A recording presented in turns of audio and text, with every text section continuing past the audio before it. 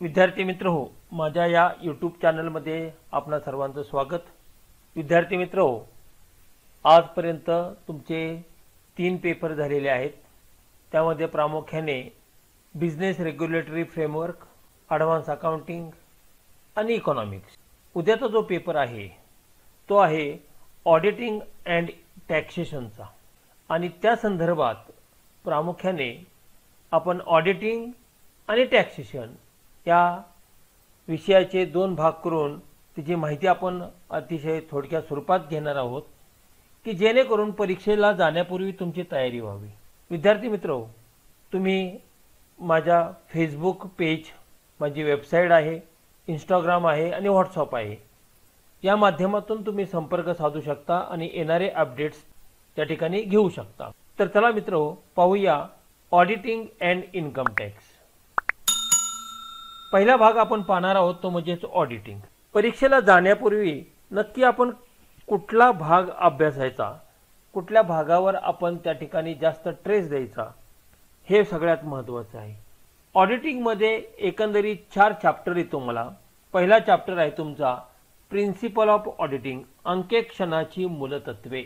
यामध्ये प्रामुख्याने पहा अंकेक्षणाची वैशिष्ट्ये, अंकेक्षणाची तत्वे, त्याचप्रमाणे अंकेक्षणाचे प्रकार हा अतिशय महत्त्वाचा भाग आहे। अंकेक्षणाचे जेवढे प्रकार आहेत ते प्रकार काय, कारण अंकेक्षणाच्या प्रकारावर प्रश्न हा नेहमीच येतो। त्याचप्रमाणे अंकेक्षणाचे जे उद्देश आहेत, हे उद्देश म्हणजे या पहिल्या टॉपिकवर 2 गोष्टींवर फार जोर द्या। एक, अंकेक्षणाचे उद्देश ऑब्जेक्ट की ज्यामध्ये एरर्स आणि फ्रॉड्स आहेत, चुका आणि अफरातफर। त्यानंतर अंकेक्षणाचे प्रकार, हे 3 मुद्दे तुम्ही चांगल्या प्रकारे त्या ठिकाणी तयार करा की जेणेकरून यावर जर प्रश्न आला तर तुम्हाला त्या ठिकाणी सहजपणे तो सोडवता येऊ शकेल। दुसरा टॉपिक आहे तो म्हणजे चेकिंग, व्हाउचिंग आणि ऑडिट रिपोर्ट। आता यामध्ये प्रामुख्याने तुम्हाला चेकिंग म्हणजे काय, व्हाउचिंग म्हणजे काय, त्याच्या डेफिनेशन म्हणा, मीनिंग म्हणा किंवा कन्सेप्ट म्हणा, ती तुम्हाला त्या ठिकाणी क्लिअर असणं आवश्यक आहे। त्याचप्रमाणे प्रामुख्याने हे भाग पाहत असताना पावती परीक्षण म्हणजे काय ते पाहिलं पाहिजे। चाचणी म्हणजे काय, त्यामध्ये नैमित्तिक चाचणी आणि टेस्ट चाचणी पहा, या 2 प्रामुख्याने चाचण्या आहेत। त्यानंतर पावती परीक्षण आहे।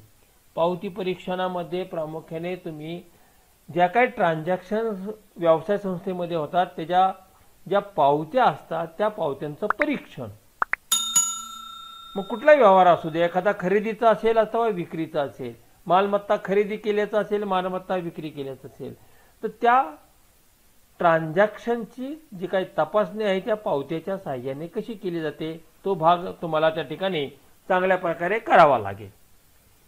त्यातला दुसरा भाग आहे तो म्हणजे ऑडिट रिपोर्ट।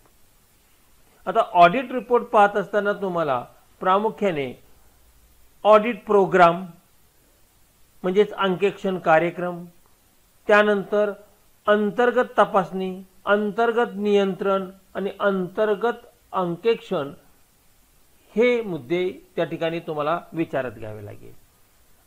ऑडिट रिपोर्ट पाहत असताना ऑडिट रिपोर्ट 2 प्रकारे आपण पाहिलेला आहे बघा, स्वच्छ अहवाल किंवा निर्दोष अहवाल ज्याला आपण म्हणतो आणि सदोष अहवाल, clean and qualified audit report. त्यामुळे त्या पर्टिक्युलरली पॉइंटवर तुम्हाला त्या ठिकाणी प्रश्न निश्चितपणे त्या ठिकाणी विचारले जाण्याची शक्यता आहे, त्यामुळे तो भाग चांगल्या प्रकारे करा। पुढचा जो टॉपिक आहे तुमचा तो म्हणजे कंपनी ऑडिटर। आता यामध्ये अनेक सेक्शन दिलेले असतात आणि त्या सेक्शनमध्ये प्रामुख्याने त्या ऑडिटरची क्वालिफिकेशन पासून म्हणजे पात्रता, अपात्रता, त्याची अपॉइंटमेंट, मग तो पहिला ऑडिटर असेल, पहिल्या ऑडिटर नंतरचा ऑडिटर असेल, एखाद्या ऑडिटरने राजीनामा दिला असेल किंवा एखाद्या ऑडिटरने पद सोडून दिलं असेल किंवा एखाद्या ऑडिटरला त्याच्या पदावरून काढून टाकलेलं असेल, या संबंधीच्या लीगल प्रोव्हिजन तुम्हाला माहिती असणं आवश्यक आहे। तर त्यावर आलेला प्रश्न तुम्ही त्या ठिकाणी निश्चितपणे सोडू शकता। त्यामुळे कंपनी ऑडिटरची क्वालिफिकेशन, डिस्क्वालिफिकेशन, त्याचे फंक्शन्स, त्याचे राईट्स, त्याचे ड्युटी, त्याचे अपॉइंटमेंट, त्याचं रेम्युनरेशन प्रामुख्याने त्याची जो अपॉइंटमेंट ऑडिटरची करतो तो रेम्युनरेशन ठरवतो. संचालक मंडळाने ऑडिटरची नेमणूक केली, संचालक मंडळ रेम्युनरेशन ठरवतात. सभासदांनी ऑडिटरची नेमणूक केली, सभासद त्या ठिकाणी ऑडिटरचे रेम्युनरेशन ठरवतात. त्यामुळे हा सगळा भाग कंपनी ऑडिटरचा आहे, तो तुम्ही चांगल्या प्रकारे तयार करा, म्हणजे त्यावर कुठले प्रश्न आले तर तुम्हाला त्या ठिकाणी सहजपणे ते सोडवता येऊ शकेल. आणि शेवटचा टॉपिक आहे तो म्हणजे टॅक्स ऑडिट. तर या टॅक्स ऑडिटमध्ये आपण स्वतंत्र भाग तो त्या ठिकाणी आपण पाहिलेला होता पहा टॅक्स ऑडिटचा. त्यामुळे त्या टॅक्स ऑडिटच्या अनुषंगाने ज्या लीगल प्रोव्हिजन्स आहेत त्या लीगल प्रोव्हिजन तुम्हाला त्या ठिकाणी माहिती करून घेणं आवश्यक आहे, ते लक्षात ठेवणं आवश्यक आहे, किंवा पाठही करणं आवश्यक आहे. टॅक्स ऑडिट कुणाला ॲप्लिकेबल आहे, कोण त्या ठिकाणी टॅक्स भरू शकतो. फॉर एक्झाम्पल मी तुम्हाला पाठीमागे सांगितलं होतं की एखादा वाहन चालक असेल, त्याच्याकडे गाड्या आहेत, ट्रान्सपोर्टचा बिझनेस करतो, प्रत्येक वाहनापोटी जर त्याला 7,500 रुपये जर त्या ठिकाणी उत्पन्न असेल तर तो इलिजिबल आहे, त्याने हे करांकेक्षण केलं पाहिजे. बिझनेसवाला असेल, प्रोफेशनवाला असेल, नॉन बिझनेसवाला असेल तर त्यांनी टॅक्स ऑडिट त्यांना त्या ठिकाणी ॲप्लिकेबल आहे, त्यांनी ते टॅक्स ऑडिट करून घेणं कायद्याने सक्तीचं केलेलं आहे. त्यामुळे त्या लीगल प्रोव्हिजन टॅक्स ऑडिटच्या बाबतीतल्या त्या ठिकाणी चांगल्या प्रकारे त्या ठिकाणी तुम्ही अभ्यासा, म्हणजे त्याच्यावर जरी प्रॉब्लेम आला तरी तुम्हाला अडचण येणार नाही.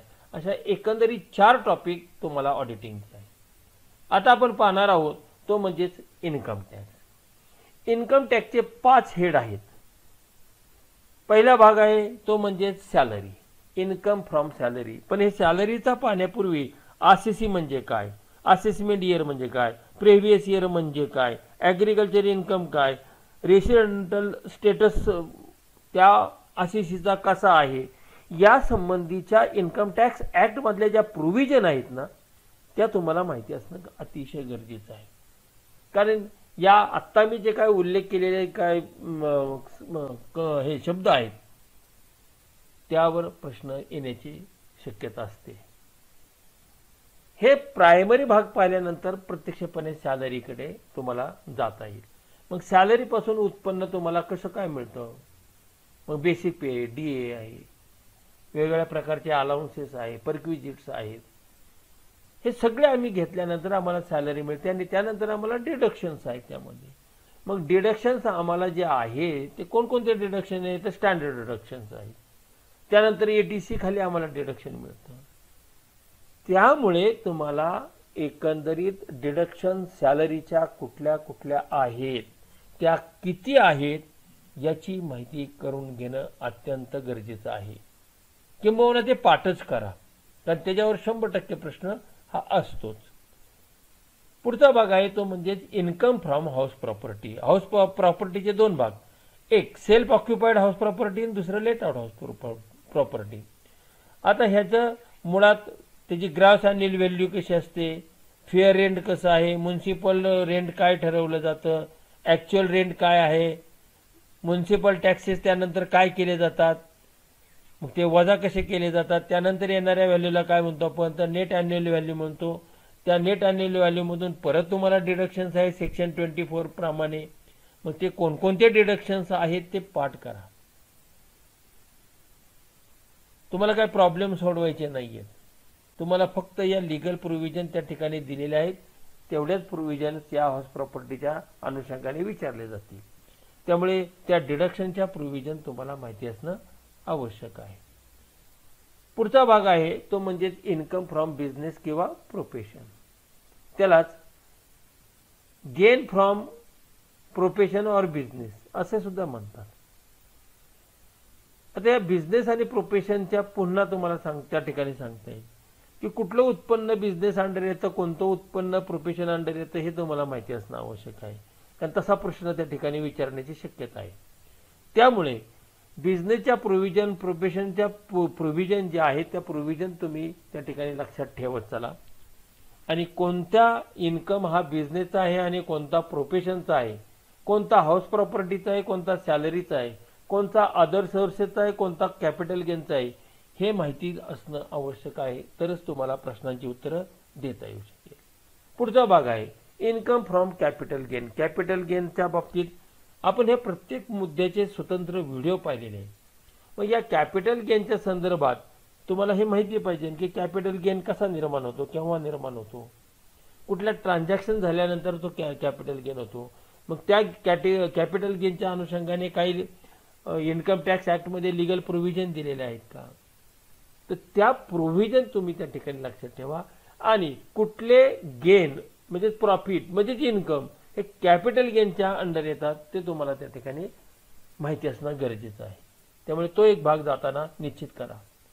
आणि त्यानंतरचा आणि शेवटचा इन्कमचा हेड आहे तो म्हणजे income from other sources. Income from salary, house property, business, profession आणि कॅपिटल गेन या मार्गाने मिळालेल्या उत्पन्ना व्यतिरिक्त इतर मार्गाने जर तुम्हाला काही उत्पन्न मिळत असेल तर ते अदर सोर्सेस खाली येतं. मग अदर सोर्सेस खाली कुठल्या कुठल्या गोष्टी येतात त्या माहिती असणं आवश्यक आहे. एखाद्या रायटरला समजा रॉयल्टी मिळत असेल ती तुम्हाला त्या ठिकाणी द्यावी लागणार आहे. तुम्हाला समजा लॉटरीपासून काही उत्पन्न मिळालेलं असेल ते तुम्ही त्या ठिकाणी घेऊ शकता. थोडक्यात काय की वरच्या 4 हेड खाली जे उत्पन्न येत नाही ते सगळे अदर सोर्सेस या हेड खाली येतात. मित्र, हे झाले 5 टॉपिक. पण सर्वात शेवटी आणि अतिशय महत्त्वाचा भाग आहे आणि तो म्हणजे टोटल इन्कमचा. आता टोटल इन्कम म्हणजे काय, तर 1 + 2 + 3 + 4 + 5 या 5 इन्कमची जी बेरीज आहे त्याला आपण म्हणतो ग्रॉस टोटल इन्कम. आता या ग्रॉस टोटल इन्कम मधून तुम्हाला त्या ठिकाणी डिडक्शन्स कायद्याप्रमाणे दिलेले आहेत. मग हे डिडक्शन कोणते कोणते आहेत हे त्या ठिकाणी तुम्ही लक्षात ठेवणं गरजेचं आहे. त्यातल्या महत्त्वाचे डिडक्शन्स आहेत ते म्हणजे 80च्या सेक्शन 80, जसं 80C आहे, 80G आहे, 80D आहे, ते तुम्ही पाहणं आवश्यक आहे. मग 80Cची त्या ठिकाणी मर्यादा किती दिलेली आहे डिडक्शनची, तर 1.5 लाख रुपये. ती रक्कम सुद्धा तुम्हाला त्या ठिकाणी माहिती असणं आवश्यक आहे. त्यानंतर 80CC मध्ये काय दिले, 80CC मध्ये किती तुम्हाला त्या ठिकाणी डिडक्शन्स दिलेले आहेत ते नक्की कुठले आहेत, 80CCF मध्ये कुठले डिडक्शन दिलेले आहेत, 80CCD मध्ये कुठले दिलेले आहेत हे तुम्हाला माहिती असणं आवश्यक आहे. 80D मध्ये काय दिलेले आहे, तर डिडक्शन दिले in respect of health insurance premium, तो कितीपर्यंत आहे तर 25,000 म्हणजे हे माहिती असणं आवश्यक आहे. 80DD मध्ये काय दिलेले आहेत, deduction in respect of maintenance including medical treatment of dependent who is a person with disability, त्यांना किती दिले तर त्यांना दिले मिनिमम 50,000. सेक्शन 80G आहे. मग सेक्शन 80G मध्ये काय येते हो, कशाचं डिडक्शन आहे तर डोनेशन आहे. डोनेशन पुन्हा 2 प्रकारे, एक 50% मध्ये येतात, एक 100% डिडक्शन मध्ये येतात. प्राईम मिनिस्टर रिलीफ फंडाला रक्कम तुम्ही जर दिली 5,000 तर 5,000 पूर्ण रक्कम वजा होते. एखाद्या चॅरिटेबल ट्रस्टला जर तुम्ही त्या ठिकाणी 5,000 दिले तर 2,500च होतात. त्यामुळे ह्या डिडक्शन्स तुम्हाला माहिती पाहिजे. 80E खाली कुठलं डिडक्शन्स आहे म्हणजे पहा, 80C, 80D, 80E, 80G हे तर तुम्ही केलेच पाहिजेत. आणि त्यानंतर त्या व्यतिरिक्त आहे की तुम्हाला 80C खालच्या किमान 5 ते 6 तरी डिडक्शन्स माहिती असणं आवश्यक आहे. ते अतिशय महत्त्वाचा भाग आहे. त्यामुळे या सर्व डिडक्शन्स त्या ठिकाणी तुम्ही चांगल्या प्रकारे लक्षात ठेवत चला. त्याचप्रमाणे काही परक्विजिट दिलेले आहेत, त्या परक्विजिटचा सुद्धा भाग त्या ठिकाणी पहा. एज्युकेशन फीचं डिडक्शन्स आहे पहा, 2 मुलांपर्यंत तुम्हाला त्या ठिकाणी त्यांची ट्युशन फी तुम्हाला त्या ठिकाणी अलाउड आहे डिडक्शन्स म्हणून, ते पहा. हाऊसिंग लोनला त्या ठिकाणी 1,50,000 डिडक्शन होतं, आता ते वाढवलेलं आहे. परंतु ते घर जर 1,99 नंतर असेल तर मात्र डिडक्शन तुम्हाला तेवढे मिळत नाही, हेही माहिती असणं आवश्यक आहे. त्यामुळे एकंदरीत सगळा भाग तुमचा जो आहे तो 2 भागामध्ये विभागलेला आहे, एक ऑडिटिंगचा आणि एक इन्कम टॅक्सचा. यावर कदाचित तुम्हाला अतिशय 1 मिनिटात सोडवता येईल एवढे कॅल्क्युलेशन टाईप प्रश्न सुद्धा येऊ शकतील. कॅल्क्युलेटर अलाउड असल्यामुळे कॅल्क्युलेटर बरोबर ठेवा आणि कॅल्क्युलेशन करा. फक्त एक पुन्हा सांगतो, प्रश्न चांगला वाचा, तो समजून घ्या आणि मग ऑप्शनकडे जा. तुम्ही काय करता की आपल्याला पटपट आता त्या ठिकाणी 1 तास आहे आणि एवढे सगळे प्रश्न आपल्याला त्या ठिकाणी पूर्ण करायचे, हा विचार डोक्यात ठेवून तुम्ही काय करता, नकळत येणारे प्रश्नाचे उत्तर सुद्धा चुकीचे लिहिता. त्यामुळे एक तर टाइम मॅनेजमेंट तुमच्याकडे असणं आवश्यक आहे. 2 तुम्ही सर्व प्रश्न म्हणजे 60च्या 60 प्रश्न त्या ठिकाणी सोडवणं आवश्यक आहे. अनेक मुलांनी असं विचारलं की सर आम्ही 50 प्रश्नानंतरचे 51, 52 ते 60 पर्यंतचे प्रश्न सोडवलेले आहेत, तर ते तपासले जातील का? अहो तुम्हाला ते दिलेलेच आहेत. त्या 60 पैकी कोणी तुम्ही कुठलेही 50 सोडवायचे, तुम्ही पहिले 10 सोडून द्या आणि नंतरचे 50 सोडवले तरी चालू शकणार आहेत. त्यामुळे तुम्ही 58वा प्रश्न सोडवला तरी त्याला मार्क मिळणार आहेत, 57वा सोडवला तरी त्याला मार्क आहेत. 60 पैकी कोणतेही 50 तुम्ही सोडू शकता, पण आपण 60 सोडवण्याचा प्रयत्न करायचा. आणि शेवटचे 5 मिनिटं हे आपण फक्त आपले काय आपण उत्तर दिलेले ते एकदा चेक करण्यासाठी स्पेअरमध्ये ठेवा. म्हणजे तो स्पीड तुमचा असणं आवश्यक आहे. त्यामुळे पटदिशी वाचत चला, समजून घेत चला आणि त्वरित निर्णय घ्या. पण निर्णय घेताना मात्र थोडा विचारपूर्वक घ्या, तर निश्चितपणे तुम्हाला चांगल्या प्रकारे तो पेपर जाऊ शकतो. विद्यार्थी मित्रांनो, हा खास तुमच्यासाठी व्हिडिओ तयार केलेला आहे. कुठल्याही प्रकारे प्रेशर न घेता छान प्रकारे परीक्षा द्या. माझ्या शुभेच्छा तुमच्या बरोबरच आहे. तुम्ही एखादा प्रश्न जसे केलेले असतील 15-20 मिनिटं त्याच टाईपने किंवा तसेच वाक्यरचना असणारे प्रश्न त्या ठिकाणी असले पाहिजेत असा अट्टास असता कामा नये. ठीक आहे, थोडे चेंजेस वाक्यरचनेमध्ये येतात आणि वाक्यरचनेमध्ये चेंजेस झाले की आपल्याला थोडी पंचायत होते की नक्की आता काय उत्तर द्यावं. तर अजिबात गोंधळून जाऊ नका, शांतपणाने पेपर द्या. तुम्हाला यश निश्चितपणे मिळू शकेल, कारण तुम्ही चांगल्या प्रकारे मेहनत घेऊन अभ्यास केलेला आहे. त्यामुळे तुम्हाला सर्वांना माझ्या शुभेच्छा. धन्यवाद.